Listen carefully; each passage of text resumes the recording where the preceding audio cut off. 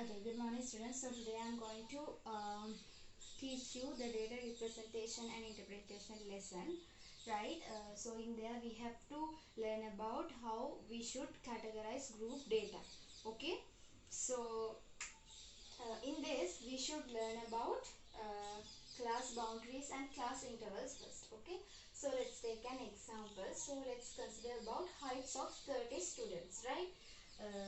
137, 135, 141, 151, 135, 137, 143, 144, 145, 140, 134, 141, 140, 153, 144, 133, 138, 155, 130, 136, 137, 142, 143, 145, 143 again, 154, 146, 148, 158. Okay, so 30 students heights are here, right? So to consider about the class intervals, right? First of all, we should have an idea about the range. Range means children, highest value of data minus lowest value. So highest value here is the 158. So 158 minus the lowest one 130. The range is 28 there, right? So range is kind of high. So range is kind of high mean we should divide these data into class intervals and then we should categorize this, right? So such data distributions, such frequency distributions are known as grouped frequency distribution. Okay, now let's learn about how to take find the size of a class interval, right? How to find the size of a class interval, right? So this set of data are there in the textbook, page number 100, right? So let's move to that, right? How to check the size of the class interval, right? So the range is 28 children, right? We need, as we assume, we need 6 class interval. So if we divide by 6, you will obtain 4.66, right? 4.66 means the decimal number. So nearest whole number, nearest highest whole number for 4.66 is 5. So you should have the gap of 5 numbers in a class interval, right? So if you divide this into class interval, you can obtain 130 to 135 and 135 to 140 and 140 to 145, right? 145 to 150, 150 to 155, 155 to 160, right? So now you should group the data relevant to this, right? As an example, first data is 137, right? 137 is belong to this category, right? If it is 130 belongs to this. That means when you are grouping data, right? If it is equal to lower limit, it's okay, right? But it should not be equal with the upper limit, right? It should be less than the upper limit, right? If it is equal, that means if you got any data as 135, you should insert that particular data for the next class interval, because in the upper class interval, upper limit is the 135 and the in the next one you can see 135, that is the lower limit. So you should introduce 135 for the next class interval, right? Okay. So now if we after we divide all the data, that means 30 data were there, no? So divide, you can obtain the relevant frequency. Frequency means number of data belongs to that particular class interval is 3, 7, 10, 5, 3, 2, right? If the class intervals are like this, that means there's no gap in between class interval. 135 same point here, but the starting point here is also 135. If it is like this, it's okay, but there are some class intervals going kind of different than this. That means without 135 you are writing here, they are writing 132, 134, right? Then 135 to 139, right? 140 to 144, 145 to 149, 150 to 154, 155 to 159. If you take class intervals like this, frequency is same, right? If you take class intervals like this, right? Here you the data may be equal or greater than the lower limit as well as less than or equal to upper limit. It is possible, but if by using this data distribution, right, it is difficult to draw a histogram, because for a histogram there should be no gaps, right? Here if you take the upper limit of this 134 and the lower limit here 135, that means there's a gap of 1, right? So we should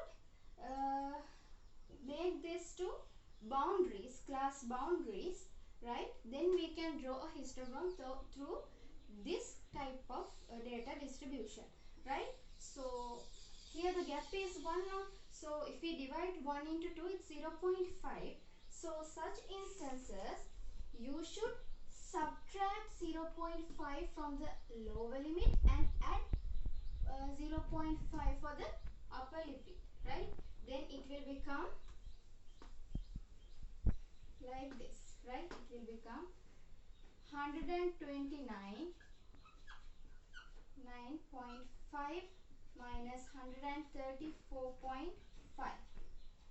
134.5 to 139.5. You are subtracting 0.5 from the lower limit, adding 0.5 for the upper limit. Like otherwise, you can arrange this thing like this: 139.5 to 144.5, 144.5 to 149.5, 149.5 to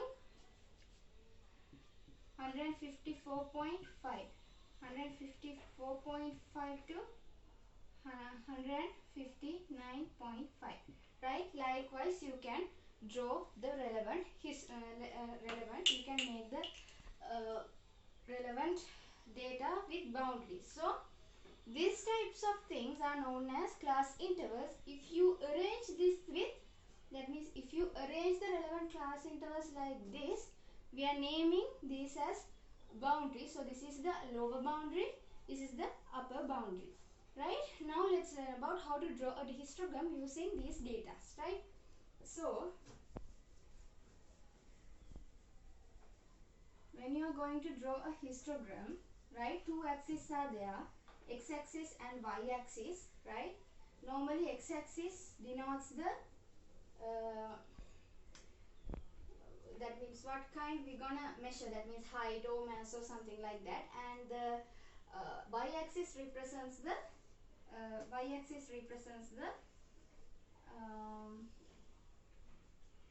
frequency, that means number of students or number of whatever the number, right?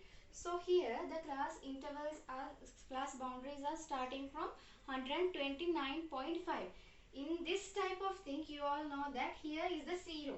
So if you want to draw this with 129, you should draw, that means as it is like this, you should divide this up to 0 to 129 onwards you have to go on like that, but it's not possible now, so we should shrunk this using this mark, right? You can shrunk this, right?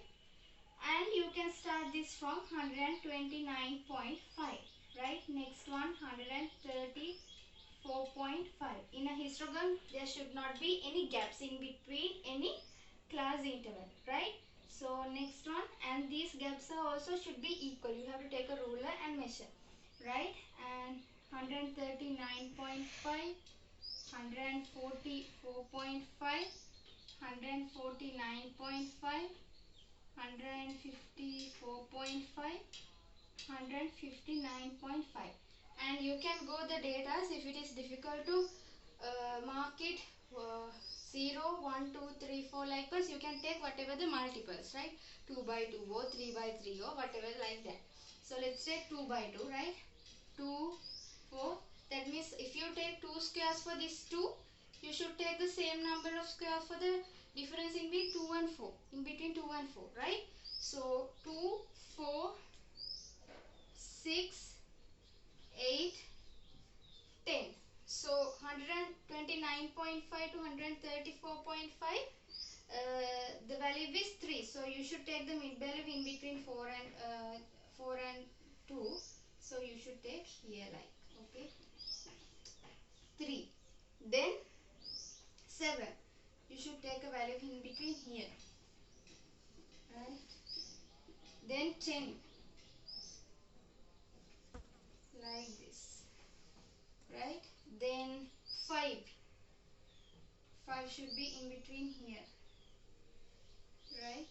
And 155, then 3 again, then again 2, right? Likewise you should draw the histogram, right children? Then let's move to frequency polygons, right? Frequency polygon means frequency polygons we can draw. It's a graphical representation, right? It's a graphical representation. It is also similar to a histogram, but the difference is it's going with lines, right, with the relevant points. And for to draw a frequency polygon, we need to have what, we can use a histogram, or else we can use the midpoint of the class intervals. Okay, so let's take the class intervals like this, right? Now there's a distribution, frequency distribution, marks of students, right? Let's take marks and number of students. 0 to 10, 10 to 20, 20 to 30, 30 to 40, and 40 to 50, right? You will obtain number of students as 4, 5, 12, 7, 3. Now you first of all you should draw a histogram according to the histogram method, right? You should draw a histogram, right? When you are drawing a histogram, you should mark 0 here. This is the minus direction, right children? We need that also for this, right? Let's take 2 by 2. 2, 4, 6, 8, 10, this one 12, right? And here you can take 10, 20, 30, 40, 50, 60, right? Now you should first of complete the histogram. Here 4, then 5, then 12,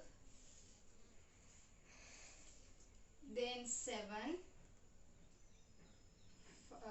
4, 5, 12, 7, 7 here, then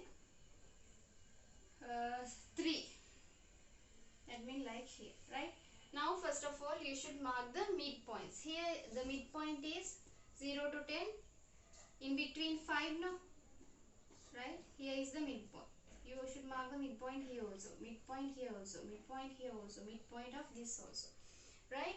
Now you should go for this side also. Here minus 10, right? Plus 10, minus 10 should be there. So midpoint you should mark in here. Now for this class interval also you should mark the midpoint. No data, no frequency, but you should mark. Now you should join each, right? Join each using a ruler, right? This is a frequency polygon which is made out of a histogram. The next thing is, children, you can draw the frequency polygon without drawing the histogram. That means you can mark the mid value of the relevant class interval and the frequency number. Here midpoint is 5, here 50, here what? Here 25, here 35, here 45. Right, now you should change this as 5, 15, 25, 35, 45, 55, right? So mid value 5, it's 4, right? 15, it's 5, right? Then 25, it's 12, right? 35, it's 7, right? Here, like. Then so 45, it's 3, like this, no? And 55, it's 0. And here also, here 10 mean you should take mark here minus 5, that is the midpoint of this one, like this, right? So you should join as the earlier one, right? This is the frequency polygon, right? This is the frequency polygon, right? Okay, right? Now let's move for the cumulative frequency curve of a grouped frequency distribution, right? So this one you should add the frequencies and then only you can draw, right? So if we take the frequencies, if we take the same thing, if we take this one, right? How to draw this, right?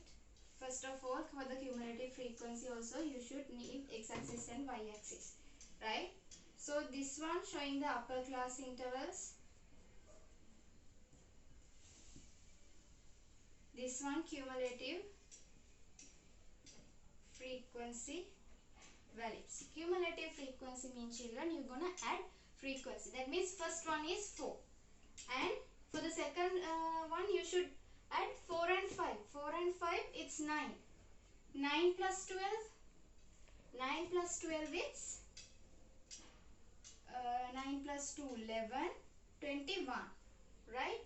And 21 plus 7, 28. 28 plus 3, 31, right? Likewise, you should take the values, right? And the upper limits you can say 0, 10, 20, 30, 40, 50. 10, 20, 30, 40, 50, right?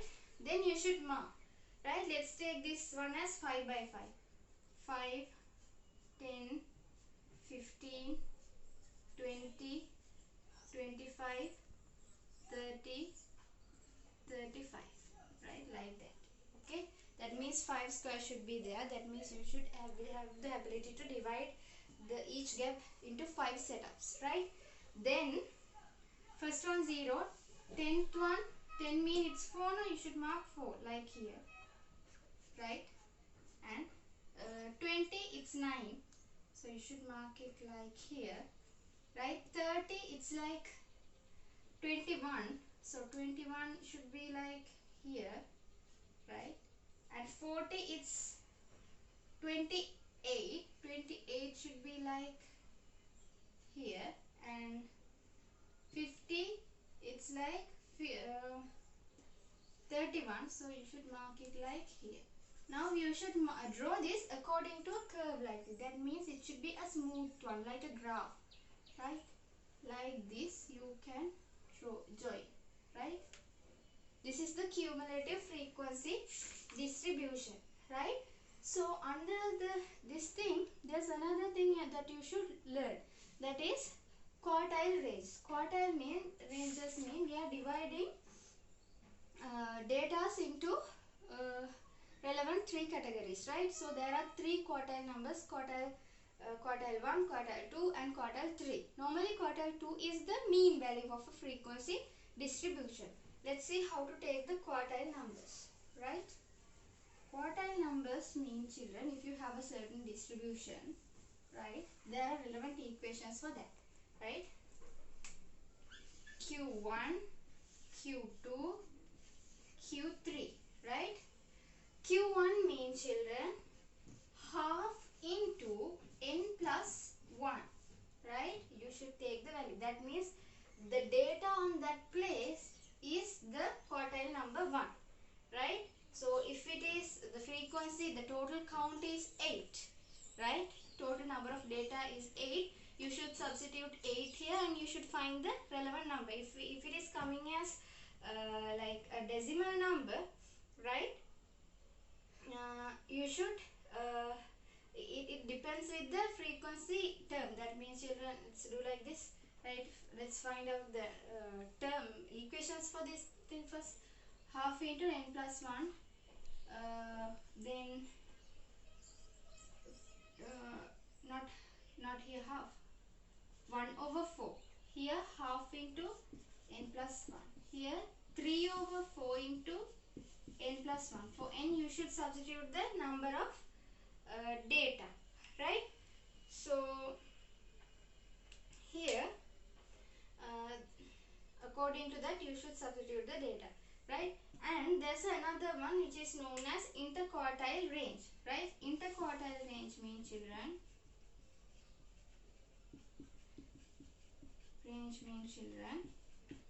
Q3 minus Q1. That means the value coming for Q1. That means if it is coming as 4th data, this one is coming as let's see, it should be 8th data, right? This one as 12th data likewise, right? That means the data relevant to this 4th data, you should substitute that thing to here, right? If let's say it is 20, this one, let's say it's 40 like, right? Then 40 minus 20, you will obtain 20, right? That is the interquartile range, children, right? Okay, so for all the things you should, for cumulative frequency, polygons, for everything, this is the way you should substitute the relevant equation. That's it. So that's the end of the theory parts, children, right? You should do all the exercises and send me the relevant photographs for that relevant exercise. If you send, I will send the answers. Okay.